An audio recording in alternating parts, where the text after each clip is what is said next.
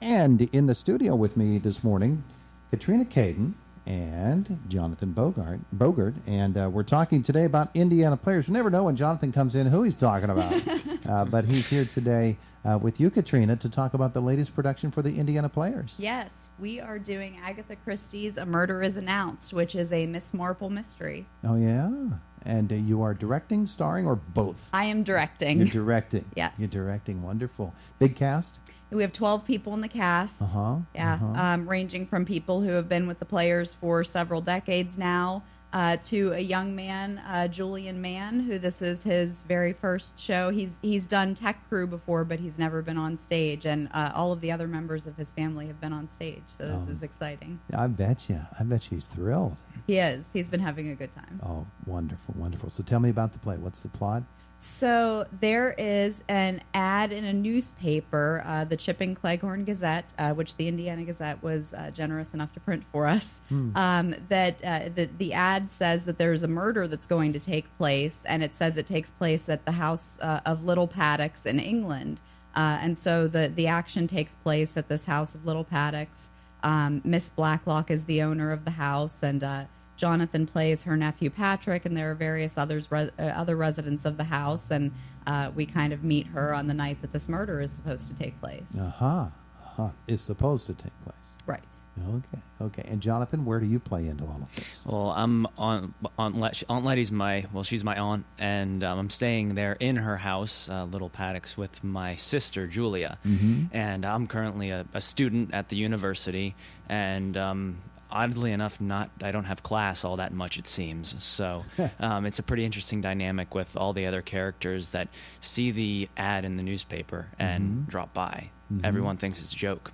Yeah, but it is not. Well, you'll have to find out by watching the show. Are you a suspect in all of this? Everyone is suspect. I figured it's Agatha Christie. Everybody has to be a suspect. Exactly. You have to weed your way through there, huh? Right. Yeah. So, period?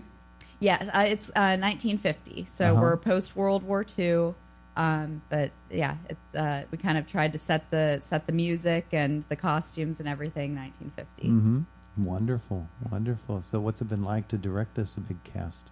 It's been a great time. They're a great group of people. I think our biggest concern was making sure that it wasn't obvious, who the murderer is or murderers. You just threw it. Nice. We wanted to make sure that, because we've been working so closely with it for the last 5 weeks, it's obvious to us. So we've kind of had some people come in, our tech crew and things like that, and asking them, well, who do you think did it? And it turned out that everybody's kind of stumped and has a couple different guesses. So I think we've done our job. Hopefully the audience will have trouble weaving their way through, and hopefully some of them will figure it out, because that's part of the fun. I'm sure they'll have fun. We've been invaded. There's another person in the room. Let's meet her, shall we? Good morning. Good morning. My name is Lana McCardle, and I'm late today. Is that the character you play, Miss Late today? Pretty much. Huh? No, I play a Mitzi, who's the maid in the household. The maid. You're a suspect, Of course, everyone's a suspect. I'm looking at you. But as the story unfolds, I'm suspecting that I'm thinking that this is going to be a typical Agatha Christie thriller type of thing. It is, and of course Miss Marple stops by for the action and tries to figure it out along with the police. Agatha Christie is so great about coming up with different motives and different plot twists, and we've had a great time working with those. So as the maid, what do you think of Mr. College student here? Well, he seems pretty lazy to me. Patrick is the type of character that's supposed to be going to college, but, he can take his time. He has the class and privilege to do that, and Mitzi, the Hungarian maid, is such a tragic character, allegedly, that anything these people do just annoys her. Oh, yeah. And about her cleaning abilities? Well, her cleaning ability is excellent, and she's actually a fantastic cook. She makes an excellent goulash, and she has a signature dish that you'll see during the play.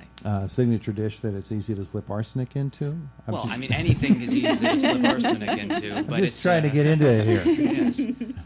As an actor working with a cast such as this, what's it been like for you, Jonathan? Oh, incredibly fun. I mean, it's a great group of people. I like these larger ensembles just because you get such a wide range of personalities.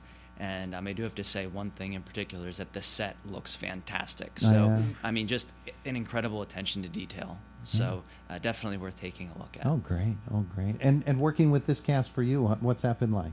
Oh, fabulous. I love all these people, and I've worked with them before, and it's so great to work on a great little whodunit with them. It's fun to watch us develop characters together, and I had to attest to that set again. It looks like you're walking to a home. Like it's so great.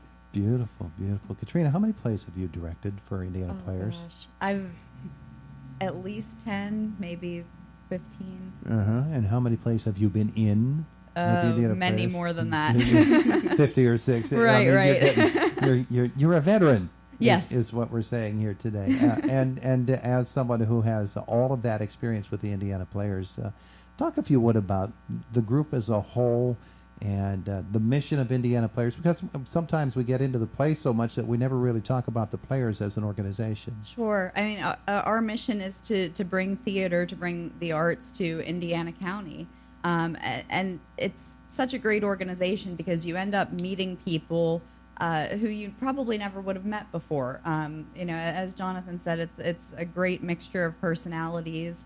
It's a great way. It's a great outlet for creativity from your everyday job. And whether you want to act or direct, or whether you want to paint the set, you want to work lights, work sound. We have you could sew costumes, do props. We have so many different ways that people could lend their talents. Yeah. And especially working with the young people, we have a Shakespeare team that is coached by Sarah and John Henry Steelman. They're actually getting started up for their first rehearsal coming up here this month.